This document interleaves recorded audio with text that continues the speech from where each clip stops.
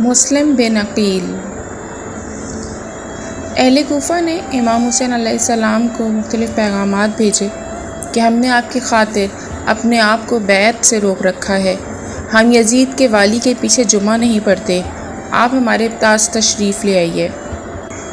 امام حسین علیہ السلام نے اپنے چچا زاد بھائی مسلم بن عقیل بن ابی طالب سے فرمایا کہ تم کوفے جاؤ اور حالات کا جائزہ لو، اگر ان کے بیانات سچے ہیں تو ہم کوفے جائیں گے۔ مسلم روانہ ہوئے اور مدینے پہنچے، وہاں سے 2 راہبر ساتھ لیے جو انہیں ریگستانی علاقے سے لے گئے۔ راستے میں انہیں پیاس لگی اور راہبروں میں سے ایک پیاس کی وجہ سے جاں بحق ہو گیا۔ مسلم نے حسین کو خط لکھا کہ مجھے اس خدمت سے سبکدوش کر دیا جائے، مگر امام حسین علیہ السلام نے انہیں جواب دیا کہ آپ کوفے جائیے۔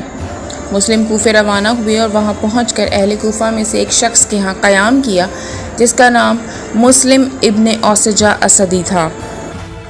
باشندگان کوفہ کو جب مسلم کی آمد کی خبر ملی تو وہ ان کے پاس چوری چھپے آتے، ان کے ہاتھ پر امام حسین علیہ السلام کے لیے بیعت کرتے، حتیٰ کہ کوفے کے 12,000 باشندوں نے آپ کے ہاتھ پر بیعت کی۔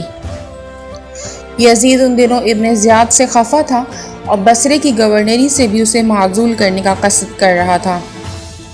یزید نے ابن زیاد کو خط لکھا جس میں اس سے خوشنودی کا اظہار کیا اور اسے لکھا کہ ہم بصرہ کے ساتھ کوفے کا بھی تجھے والی بناتے ہیں، بس مسلم بن عقیل کو تلاش کرو اور اگر وہ مل جائے تو اسے قتل کر دو۔ ابن زیاد بصرہ کے کچھ سرداروں کی معیت میں کوفے آیا، اس نے ڈھاٹا باندھ رکھا تھا، وہ جس مجلس کے پاس سے بھی گزرتا سلام کرتا تو لوگ اسے جواب میں کہتے علیک السلام یا ابن بنت رسول اللہ، اے دختر رسول صلی اللہ علیہ وآلہ وسلم کے فرزند تجھ پر سلام ہو۔ وہ سمجھ رہے تھے کہ حسین ابن علی تشریف لے آئے ہیں، حتیٰ کہ ابن زیاد قصر امارت میں پہنچ گیا۔ اس نے اپنے ایک آزاد کردہ غلام معقل کو 3000 درہم دیے اور اس سے کہا کہ جاؤ اور اس شخص کو دریافت کرو جس کے ہاتھ پر کوفے والے بیعت کر رہے ہیں، اور اس پر یہ ظاہر کرو کہ تم حمص کے باشندے ہو اور بیعت کی غرض سے حاضر ہوئے ہو اور یہ رقم دے کر اس کی مالی حالت بھی مضبوط کرنا چاہتے ہو۔ وہ غلام بڑی احتیاط سے کھوج میں لگا رہا، حتیٰ کہ وہ کوفے کے اس بوڑھے آدمی مسلم ابن اوسجہ کے پاس پہنچ گیا جو بیعت حسین علیہ السلام کے سلسلے میں کام کر رہے تھے۔ اس نے شیخ سے بات کی تو انہوں نے کہا تم سے مل کر مجھے خوشی بھی ہوئی ہے اور افسوس بھی۔ خوشی اس بات کی کہ خدا نے تمہیں سیدھی راہ دکھائی ہے، مگر افسوس اس بات کا ہے کہ ہمارے کام کو ابھی تک استحکام میسر نہیں آیا۔ پھر شیخ اسے مسلم کے پاس لے گئے، مسلم نے رقم اس سے قبول کر لی اور اس سے بیعت بھی کر لیا۔ وہاں سے وہ ابن زیاد کے پاس آیا اور سارا ماجرا سنایا۔ جب ابن زیاد اس گھر تک پہنچا جہاں مسلم قیام فرما تھے، آپ ہانی ابن عروہ مرادی کے مقام میں منتقل ہو چکے تھے اور حسین ابن علی کو پیغام بھیج چکے تھے کہ کوفے کے 12,000 باشندے بیعت کر چکے ہیں، آپ تشریف لے آئیے۔ ابن زیاد نے سرداران کوفہ سے کہا کیا بات ہے کہ اور لوگوں کے ساتھ ہانی ابن عروہ مجھے ملنے کے لیے نہیں آئے؟ اس پر محمد بن اشس اپنے قبیلے کے چند آدمیوں کے ہمراہ ہانی ابن عروہ کے پاس گیا۔ وہ اس وقت اپنے گھر کے دروازے پہ کھڑے تھے۔ ان لوگوں نے کہا امیر آپ کا ذکر کر رہے تھے اور ملاقات میں تاخیر کی شکایت کر رہے تھے، آپ کو ان کے پاس جانا چاہیے۔ ان لوگوں کے اصرار پر ہانی ابن عروہ سوار ہو کر ابن زیاد کی طرف روانہ ہوئے۔ وہ سب لوگ بھی آپ کے ساتھ ساتھ چلتے رہے حتیٰ کہ آپ ابن زیاد کے پاس پہنچ گئے۔ قاضی شریح بھی اس وقت ابن زیاد کے پاس موجود تھا۔ ابن زیاد کی نظر جو ہانی پہ پڑی تو اس نے شریح سے کہا کہ اس احمق کو اس کی قضا ہمارے پاس کھینچ لائی ہے۔ ہانی نے سلام کیا۔ ابن زیاد بولا ہانی مسلم کہاں ہے؟ انہوں نے کہا مجھے کچھ خبر نہیں۔ ابن زیاد نے کہا غلام کو حاضر کیا جائے۔ غلام کو دیکھ کر ہانی کو خاموش ہونا پڑا۔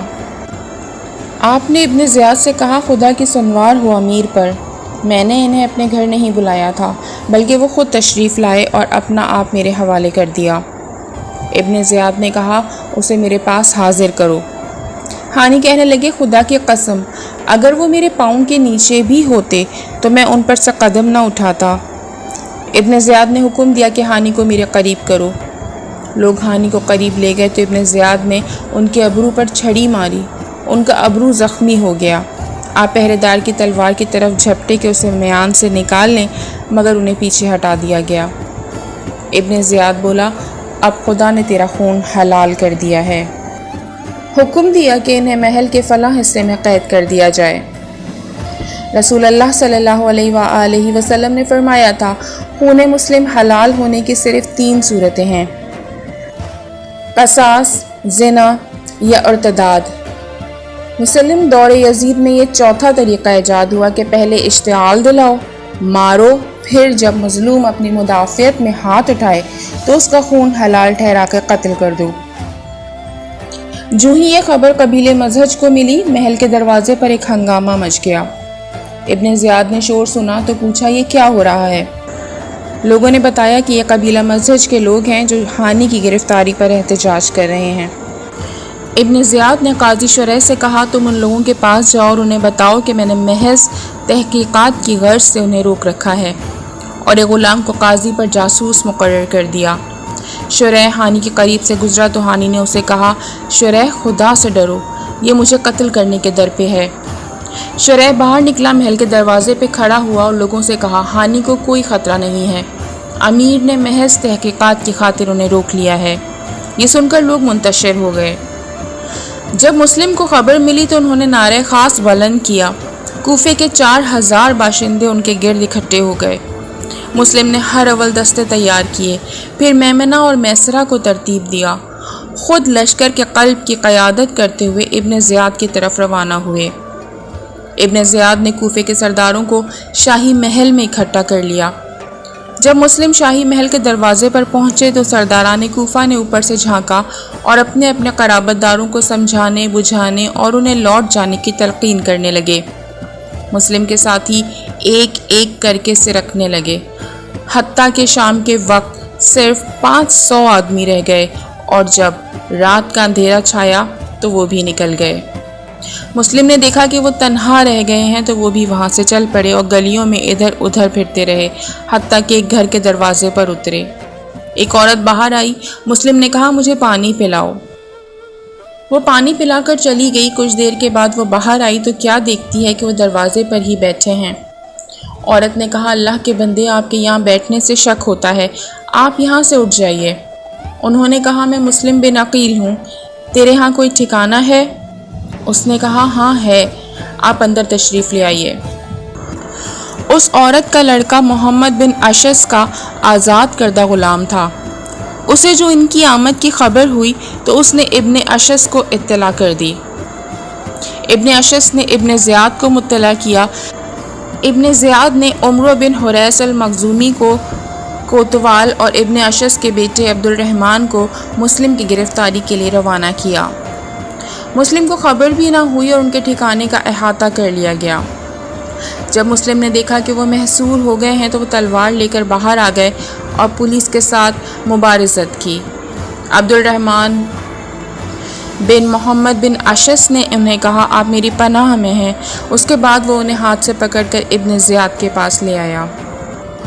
ابن زیاد نے حکم دیا کہ مسلم کو محل کے اوپر لے جا کر ان کی گردن اڑا دو اور اس کا لاشا بازار میں پھینک دو، اور ہانی کے بارے میں اس نے حکم دیا کہ اسے گھسیٹ کر کناسہ کوفے میں ایک جگہ کا نام ہے لے جایا جائے اور وہاں اسے سولی پر چڑھا دیا جائے۔